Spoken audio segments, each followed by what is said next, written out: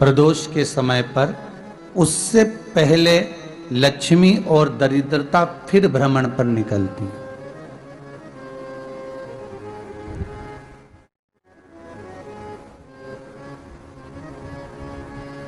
शिव भ्रमण कर कर जब वापिस आ जाते हैं, हिंदू धर्म में पीपल के वृक्ष की जो गणना वराह पुराण में करी गई है, 4 बजे से 7 बजे तक शिव के भ्रमण का समय बताया है शाम को। तो 7 बजे से लेकर फिर रात्रि 9 बजे तक लक्ष्मी और दरिद्रता फिर भ्रमण पर जाती है। इनका एक समय निश्चित है महाराज।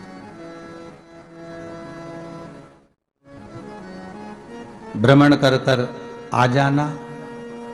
अब इस बीच में जब लक्ष्मी और दरिद्रता दोनों निकल कर जा रही हैं, तो दोनों एक भाव रख कर जाती हैं कि आज हमको कहां प्रवेश करना है।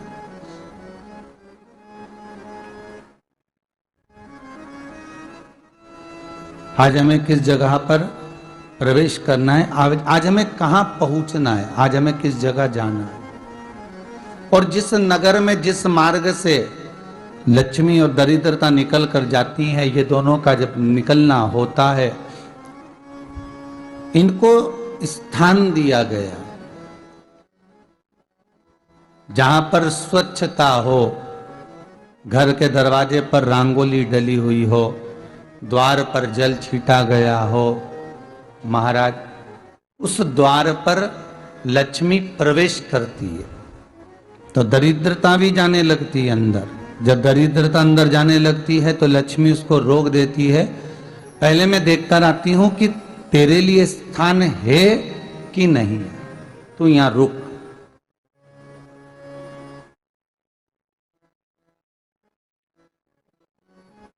कुछ देर तक दरिद्रता बाहर खड़ी रहती है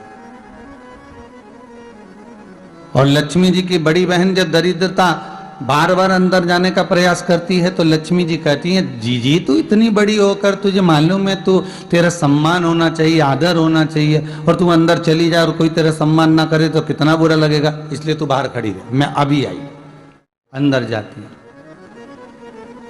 और जब लक्ष्मी जी भ्रमण कर लेती हैं, अंदर प्रवेश कर कर आती हैं, और प्रवेश कर कर आती हैं तो दरिद्रता पूछती है चले अंदर।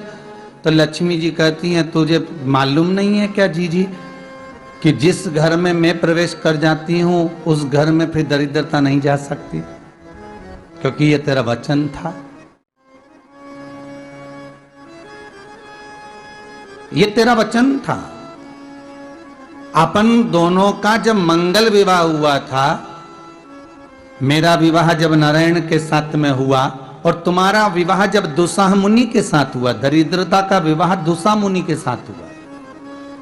जब अपना दोनों का विवाह हुआ था तो अपन दोनों ने एक वादा करा था कि जिस घर में लक्ष्मी प्रवेश कर जाएगी उस दिन फिर दरिद्रता नहीं जाएगी, और जिस घर में दरिद्रता प्रवेश कर जाएगी उस घर में फिर लक्ष्मी नहीं जाएगी।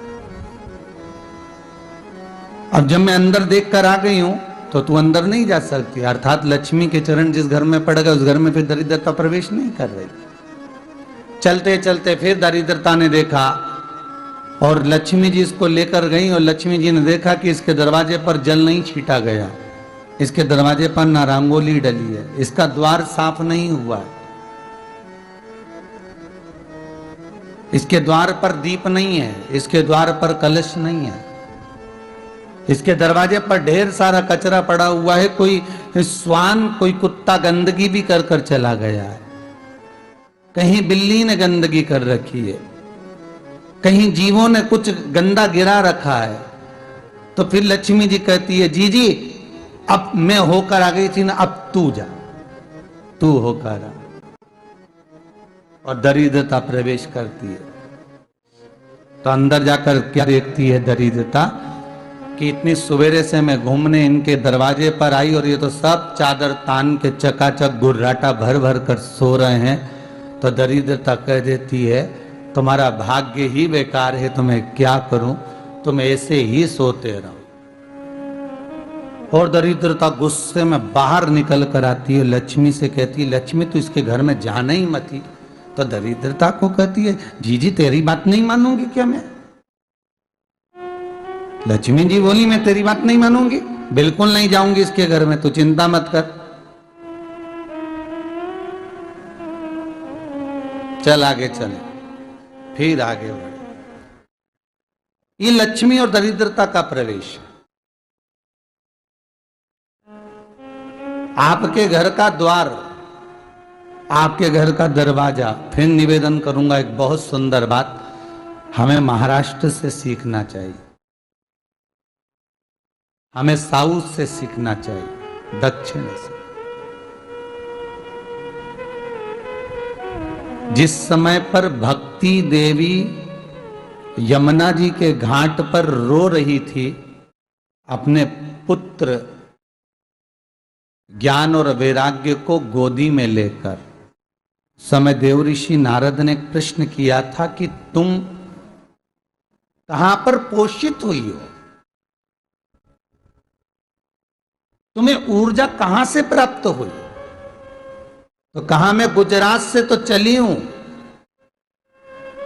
और वहां से चलती चलती भक्ति देवी कहती है, मैं बहुत दुखी होकर, बूढ़ी होकर, द्रवित होकर, बड़ी दुख में वहां से चलते चलते जब मैं महाराष्ट्र में पहुंची तो मैंने वहां जाकर देखा कि वहां पर लोग हर पल हर घड़ी ब्रह्म मुहूर्त में उठकर स्मरण करते हैं, नाम जाप करते हैं और दरवाजे पर जल छीट कर रंगोली डालते हैं।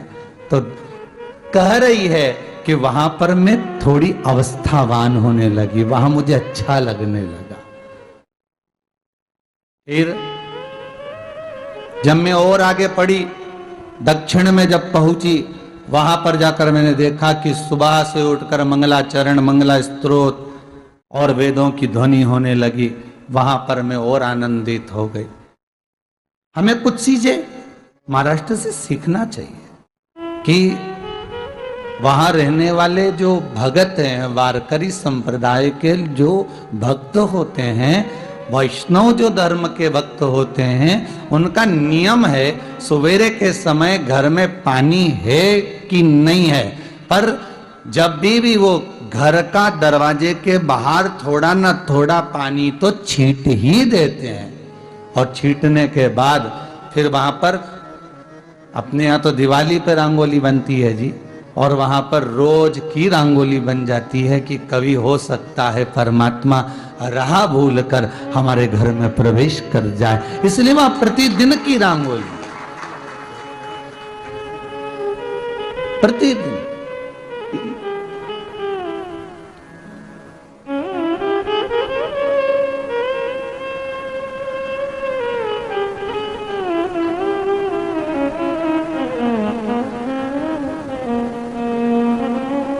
हमें सीखना चाहिए थोड़ा सा। आज के जमाने में तो बहू अपने कमरे की झाड़ू लगा ले, वो ही बहुत बड़ी बात है। हो खड़ी खड़ी बहू ये देखती रहेगी कि नौकरानी सही से झाड़ू लगा रही, वहां से लगा के लाओ, इधर से हेड के ले जाओ, वहां से कचरा सोरो, वहां से पोछा लगाओ। खड़ी रहेगी, उंगली से बताती रहेगी, पर इतना नहीं बनेगा कि सेविका से, नौकरानी से, दासी से कह दे कि तू मम्मी पापा के कमरे की लगा ले, मैं मेरे कमरे की लगा लूंगी, तू जा उधर। थोड़ा दया का भाव अगर होता तो उसके मन में भी आता कि मेरी बड़ी सेठानी तो अपनी जगह पर है, पर छोटी तो सेठानी की भी बड़ी सेठानी है जो मुझ पर करुणा करती रहती है। पर बड़ी तो कहे कि बेटा रहने दे, तू उधर ले जा, जा भाभी के कमरे में देख ले जा। उसके बच्चों का बड़ा फैलारा रहता ना, तू उधर देख ले, जा तो जरा उधर, माँ उधर भेज रही है।